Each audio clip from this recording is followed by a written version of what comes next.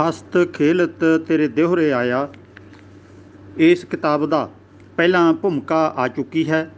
ਹੁਣ ਆਪਾਂ ਇੱਕ ਇੱਕ ਕਰਕੇ ਇਸ ਦੇ ਵਿੱਚ ਜੋ ਵਿਅੰਗ ਕੀਤੇ ਗਏ ਨੇ, ਸਿੱਖਿਆਵਾਂ ਦਿੱਤੀਆਂ ਗਈਆਂ ਨੇ, ਉਹਨਾਂ 'ਤੇ ਆਪਾਂ ਲੜੀਵਾਰ ਵਿਚਾਰ ਕਰਦੇ ਹਾਂ। ਇੱਕ ਇੱਕ ਨੁਕਤਾ ਲੈ ਕੇ ਆਪਾਂ ਅੱਗੇ ਤੁਰ ਰਹੇ ਹਾਂ। ਜ਼ਿੰਦਗੀ ਦੇ ਸ਼ੁਰੂਆਤੀ ਦੌਰ ਵਿੱਚ ਮੈਨੂੰ ਨਾ ਪੜ੍ਹਨੇ ਪਾਇਆ ਗਿਆ, ਨਾ ਹੋਰ ਸੁੱਖ ਸਹੂਲਤਾਂ ਮਿਲੀਆਂ। ਮੈਂ 8 ਸਾਲ ਦਾ ਸਾਂ ਜਦੋਂ ਗਾਵਾਂ ਮੱਝਾਂ ਚਾਰਨ ਲਈ ਪਾਲੀ ਬਣਾ ਦਿੱਤਾ ਗਿਆ। ਡੰਗਰ ਆਪਣੇ ਘੱਟ, ਲੋਕਾਂ ਦੇ ਬਹੁਤੇ ਮੇਰੇ ਹਵਾਲੇ ਕਰ ਦਿੱਤੇ। ਭਾਵ ਕਿ 10-12 ਰੁਪਇਆਂ ਬਦਲੇ 1 ਸਾਲ ਤੱਕ ਕਿਸੇ ਦੂਜੇ ਵਿਅਕਤੀ ਦੀ ਗਾਂ ਮੱਝ ਸਵੇਰ ਤੋਂ ਸ਼ਾਮ ਤੱਕ ਸਾਂਭਣੀ ਪੈਂਦੀ ਸੀ। ਗਰੀਬ ਪਰਿਵਾਰ ਵਾਲੇ ਆਪਣੇ ਬੱਚਿਆਂ ਨੂੰ ਅਜਿਹੇ ਕੰਮਾਂ 'ਤੇ ਲਾਉਣ ਲਈ ਮਜਬੂਰ ਹੁੰਦੇ ਸਨ ਅਤੇ ਉਹਨਾਂ ਵਿੱਚੋਂ ਸਾਡਾ ਪਰਿਵਾਰ ਵੀ ਇੱਕ ਸੀ। ਪਸ਼ੂ ਚਾਰਨ ਵਾਲੇ ਪਾਲੀ ਵੀ ਮੇਰੇ ਵਰਗੇ ਵੱਡੇ ਛੋਟੇ ਡੰਗਰਾਂ ਵਿੱਚ ਰਹਿ ਕੇ ਡੰਗਰਾਂ ਵਰਗੇ ਹੀ ਬਣ ਜਾਂਦੇ ਸਨ। ਮੈਂ 14 ਸਾਲ ਦਾ ਹੋਇਆ ਤਾਂ ਹਲ ਦਾ ਮੁੰਨਾ ਫੜ ਲਿਆ। 16 ਕੁ ਸਾਲ ਦਾ ਹੋਇਆ ਵੱਡੇ ਵੀਰ ਗੁਰਦਿਆਲ ਸਿੰਘ ਦਾ ਵਿਆਹ ਹੋ ਗਿਆ। ਉਸ ਸਮੇਂ ਉਹ ਹਵਾਈ ਫੌਜ ਵਿੱਚ ਨੌਕਰੀ ਕਰ ਰਿਹਾ ਸੀ। ਵਿਆਹ ਤੋਂ ਮਗਰੋਂ ਭਰਾ ਭਰਜਾਈ ਨੂੰ ਨਾਲ ਲੈ ਕੇ ਵਾਪਸ ਆਪਣੀ ਡਿਊਟੀ 'ਤੇ ਜਾ ਰਿਹਾ ਸੀ। ਸਮਾਨ ਬਹੁਤਾ ਹੋਣ ਕਰਕੇ ਅੰਬਾਲੇ ਤੱਕ ਮੈਨੂੰ ਨਾਲ ਲੈ ਗਿਆ ਤਾਂ ਕਿ ਮੈਂ ਬੱਸਾਂ ਰੇਲਾਂ ਵਿੱਚੋਂ ਸਮਾਨ ਉਤਾਰਨ ਚੜ੍ਹਾਉਣ ਲਈ ਉਹਨਾਂ ਦੀ ਸਹਾਇਤਾ ਕਰ ਸਕਾਂ। ਅਸੀਂ ਅੰਬਾਲੇ ਪਹੁੰਚ ਗਏ। ਮੇਰੇ ਭਰਾ ਭਰਜਾਈ ਨੇ ਤਾਮਿਲਨਾਡੂ ਵਾਲੀ ਆਪਣੀ ਗੱਡੀ ਫੜ ਲਈ ਅਤੇ ਚਲੇ ਗਏ। ਮੈਨੂੰ ਅੰਬਾਲੇ ਤੋਂ ਪਟਿਆਲੇ ਤੱਕ ਰੇਲ ਗੱਡੀ ਲੈ ਕੇ ਅਤੇ ਪਟਿਆਲੇ ਤੋਂ ਬੱਸ ਲੈ ਕੇ ਘਰ ਪਹੁੰਚ ਜਾਣ ਲਈ ਸਾਰੀ ਗੱਲ ਸਮਝਾ ਗਏ। ਪਹਿਲਾਂ ਤਾਂ ਮੈਨੂੰ ਸਟੇਸ਼ਨ ਤੋਂ ਬਾਹਰ ਨਿਕਲਣ ਦਾ ਰਾਹ ਨਾ ਲੱਭੇ, ਕਿਉਂਕਿ ਪਹਿਲੀ ਵਾਰ ਘਰੋਂ ਨਿਕਲਿਆ ਸਾਂ। ਫਿਰ ਟਿਕਟ ਕਿੱਥੋਂ ਮਿਲਦੇ ਹਨ, ਕੋਈ ਪਤਾ ਨਹੀਂ ਸੀ। ਕਾਫੀ ਖੱਜਲ ਖੁਆਰੀ ਤੋਂ ਬਾਅਦ ਪਟਿਆਲੇ ਦਾ ਟਿਕਟ ਤਾਂ ਲੈ ਲਿਆ। ਲੋਕਾਂ ਨਾਲ ਰਲ ਕੇ ਪੁੱਛ ਪਛਾ ਕੇ ਸਟੇਸ਼ਨ 'ਤੇ ਵੀ ਆ ਗਿਆ, ਪਰ ਪਟਿਆਲੇ ਜਾਣ ਵਾਲੀ ਗੱਡੀ ਨਾ ਲੱਭੇ। ਅੰਬਾਲਾ ਬਹੁਤ ਵੱਡਾ ਸਟੇਸ਼ਨ ਹੈ, ਗੱਡੀਆਂ ਵੀ ਕਾਫੀ ਆਉਂਦੀਆਂ ਜਾਂਦੀਆਂ ਹਨ। ਬੱਸਾਂ ਦੇ ਤਾਂ ਅਗਲੇ ਪਾਸੇ ਲਿਖਿਆ ਹੁੰਦਾ ਹੈ ਕਿ ਬੱਸ ਕਿੱਥੋਂ ਆਈ ਹੈ, ਕਿੱਥੇ ਜਾਣਾ ਹੈ। ਗੱਡੀ ਦੇ ਸਾਈਡਾਂ 'ਤੇ ਬੋਰਡ ਲੱਗੇ ਹੁੰਦੇ ਹਨ। ਮੈਨੂੰ ਇਸ ਗੱਲ ਦਾ ਪਤਾ ਨਹੀਂ ਸੀ। ਫਿਰ ਲਿਖਿਆ ਹੋਇਆ ਵੀ ਬਠਿੰਡਾ ਜਾਂ ਗੰਗਾਨਗਰ ਸੀ। ਰਸਤੇ ਵਿੱਚ ਆ ਰਹੇ ਪਟਿਆਲੇ ਦਾ ਕਿਤੇ ਨਾਮ ਹੀ ਨਹੀਂ ਸੀ। ਹਾਰ ਹੰਭ ਕੇ ਮੈਂ ਇੱਕ ਕੁਲੀ ਕੀਤਾ। ਉਸਨੇ 1962 ਵਿੱਚ 4 ਆਨੇ ਮੇਥੋਂ ਲਏ। ਮੇਰੇ ਕੋਲ ਸਮਾਨ ਕੋਈ ਨਹੀਂ ਸੀ।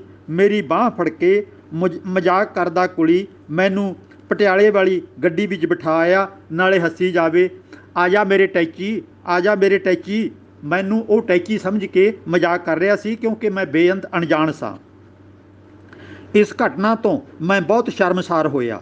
ਪਹਿਲੀ ਵਾਰ ਮੈਨੂੰ ਆਪਣਾ ਆਪ ਜਾਨਵਰਾਂ ਵਰਗਾ ਮਹਿਸੂਸ ਹੋਇਆ। ਭਾਵੇਂ ਕਈਆਂ ਨੂੰ ਇਹ ਗੱਲ ਅਜੀਬ ਲੱਗਦੀ ਹੋਵੇ, ਪਰ ਇਸ ਦਿਨ ਤੋਂ ਮਗਰੋਂ ਮੈਂ ਆਪਣੇ ਆਪ ਨੂੰ ਅੰਤਰ ਆਤਮੇ ਗਧਾ ਸਵੀਕਾਰ ਕਰ ਲਿਆ। ਨਾਲ ਹੀ ਇਹਨਾਂ ਸੋਚਾਂ ਵਿੱਚ ਪੈ ਗਿਆ ਕਿ ਇਹ ਮੂਰਖਤਾ ਵਾਲਾ ਗਧਾ ਮੇਰੇ ਅੰਦਰੋਂ ਕਿਵੇਂ ਨਿਕਲੇ। ਕਦੀ ਕਿਤੇ ਨਾ ਜਾਣ ਕਰਕੇ ਮੈਨੂੰ ਦੁਨੀਆਦਾਰੀ ਦਾ ਕੋਈ ਗਿਆਨ ਨਹੀਂ ਸੀ, ਪਰ ਹੈਂਕੜ ਆਕੜ ਬਹੁਤ ਸੀ ਕਿ ਮੈਂ ਤਾਂ ਸਾਰਾ ਕੁਝ ਜਾਣਦਾ ਹਾਂ। 1 ਸਾਲ ਤੱਕ ਅੰਦਰੇ ਅੰਦਰ ਝੁਰਦਾ ਰਿਹਾ ਅਤੇ ਗੁੰਦਾ ਰਿਹਾ। ਕਰੀਬ 1 ਸਾਲ ਮਗਰੋਂ ਸਾਡੇ ਪਿੰਡ ਫੌਜੀ ਭਰਤੀ ਵਾਸਤੇ ਅਫਸਰ ਆ ਗਏ। ਪਿੰਡ ਵਿੱਚ ਢੰਡੋਰਾ ਫਿਰਿਆ। ਉਹ ਢੰਡੋਰਾ ਚੌਕੀਦਾਰ ਤੋਂ ਮੈਂ ਵੀ ਸੁਣਿਆ। ਮਾਂ ਬਾਪ ਨੂੰ ਦੱਸੇ ਤੋਂ ਬਿਨਾਂ ਅਗਲੇ ਦਿਨ ਫੌਜ ਵਿੱਚ ਭਰਤੀ ਹੋਣ ਲਈ ਮੈਂ ਪਹੁੰਚ ਗਿਆ। ਸਾਰੇ ਟੈਸਟਾਂ ਵਿੱਚੋਂ ਪਾਸ ਹੁੰਦਾ ਗਿਆ ਅਤੇ ਮੈਨੂੰ ਤੋਪਖਾਨੇ ਵਿੱਚ ਭਰਤੀ ਕਰ ਲਿਆ। ਸ਼ਾਮ ਨੂੰ ਮੈਂ ਘਰ ਆ ਕੇ ਭਰਤੀ ਬਾਰੇ ਜਦੋਂ ਦੱਸਿਆ ਤਾਂ ਮਾਂ ਧਾਹਾਂ ਮਾਰ ਰੋਈ, ਭੈਣ ਭਰਾ ਰੋਏ। ਘਰ ਦੇ ਕੰਮ ਰੁਕ ਜਾਣ ਦਾ ਵਾਸਤਾ ਪਾਇਆ, ਪਰ ਮੈਂ ਆਪਣੀ ਅੜੀ 'ਤੇ ਅਡੋਲ ਸਾਂ। ਮਿੱਥੀ ਤਰੀਕ 'ਤੇ ਕਾਗਜ਼ ਪੱਤਰ ਮਿਲ ਗਏ। ਮੈਂ ਗੱਡੀ ਵਿੱਚ ਸੀਟ ਲੈ ਕੇ ਨਾਸਿਕ ਟ੍ਰੇਨਿੰਗ ਸੈਂਟਰ ਵਿੱਚ ਪਹੁੰਚ ਗਿਆ। ਨਵੇਂ ਭਰਤੀ ਹੋਏ ਰੰਗਰੂਟ ਭਾਰਤ ਦੇ ਵੱਖ-ਵੱਖ ਹਿੱਸਿਆਂ ਵਿੱਚੋਂ ਹੋਰ ਵੀ ਆ ਰਹੇ ਸਨ। 1 ਕੇਰਲਾ ਤੋਂ, 2 ਤਾਮਿਲਨਾਡੂ ਤੋਂ, 3 ਆਂਧਰਾ ਪ੍ਰਦੇਸ਼ ਤੋਂ, 3 ਯੂਪੀ ਤੋਂ, 1 ਹਿਮਾਚਲ ਤੋਂ, 4 ਨੌਜਵਾਨ ਅਸੀਂ ਪੰਜਾਬ ਤੋਂ। ਇਸੇ ਤਰ੍ਹਾਂ 20 ਮੁੰਡੇ ਇਕੱਠੇ ਕਰਕੇ ਸਵੇਰ ਤੋਂ ਸ਼ਾਮ ਤੱਕ ਉੱਥੇ ਰਹਿਣ ਸਹਿਣ ਦੇ ਢੰਗ ਤਰੀਕੇ ਸਾਨੂੰ ਸਿਖਾਏ ਜਾਂਦੇ। ਸਵੇਰੇ ਉੱਠਣ ਤੋਂ ਲੈ ਕੇ ਸ਼ਾਮ ਤੱਕ ਕਿਸ ਸਮੇਂ ਕੀ ਕਰਨਾ ਹੈ ਸਾਨੂੰ ਸਭ ਕੁਝ ਸਿਖਾਇਆ ਜਾਂਦਾ। ਨਹਾਉਣਾ, ਕੱਪੜੇ ਧੋਣੇ, ਬੂਟ ਪਾਲਿਸ਼ ਕਰਕੇ ਰੱਖਣੇ ਸਭ ਦੱਸਿਆ ਜਾਂਦਾ। ਸਾਫ ਸਫਾਈ, ਦੂਜਿਆਂ ਨਾਲ ਵਿਹਾਰ ਸਭ ਸਿਖਾਇਆ ਜਾਂਦਾ।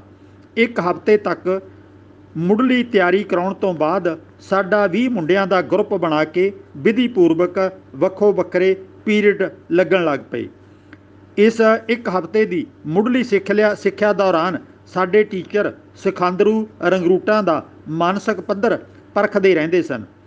ਕੋਈ ਕੰਮ ਕਰਵਾਉਣਾ ਜਾਂ ਕੋਈ ਸਵਾਲ ਪਾ ਦੇਣਾ, ਵਰਦੀ, ਬੂਟ ਜਾਂ ਪੱਗ ਆਦਿਕ ਪਹਿਨਣ ਦਾ ਸਲੀਕਾ ਵੇਖਣਾ, ਬੋਲਣ ਦਾ ਢੰਗ ਵੇਖਣਾ, ਸਭ ਕੁਝ ਵੇਖ ਪਰਖ ਕੇ ਇੱਕ ਹਫ਼ਤੇ ਬਾਅਦ ਮੈਨੂੰ ਸਾਰੇ ਗਰੁੱਪ ਦਾ ਲੀਡਰ ਚੁਣ ਲਿਆ। ਮੈਂ ਬਥੇਰੀ ਨਾਂਹ ਨੁੱਕਰ ਕੀਤੀ, ਆਪਣੀਆਂ ਕਮੀਆਂ ਜਾਂ ਮੂਰਖਤਾਵਾਂ ਵੀ ਆਪਣੇ ਉਸਤਾਦਾਂ ਨੂੰ ਦੱਸੀਆਂ, ਪਰ ਟੀਚਰਾਂ ਨੇ ਮੇਰੀ ਕੋਈ ਦਲੀਲ ਨਾ ਸੁਣੀ। ਫਿਰ ਮੈਂ ਟੀਚਰ ਦੇ ਕਮਰੇ ਵਿੱਚ ਜਾ ਕੇ ਬੇਨਤੀ ਕੀਤੀ ਕਿ ਸਰ, ਮੈਂ ਬਹੁਤ ਮੂਰਖ ਹਾਂ, ਬੇਅਕਲ, ਪੇਂਡੂ ਗਵਾਰ ਜਿਹਾ ਮੈਂ ਤਾਂ ਨਿਰਾ ਖੋਤਾ ਹਾਂ, ਲੀਡਰ ਕਿਵੇਂ ਬਣ ਸਕਾਂਗਾ ਇਹਨਾਂ ਦਾ।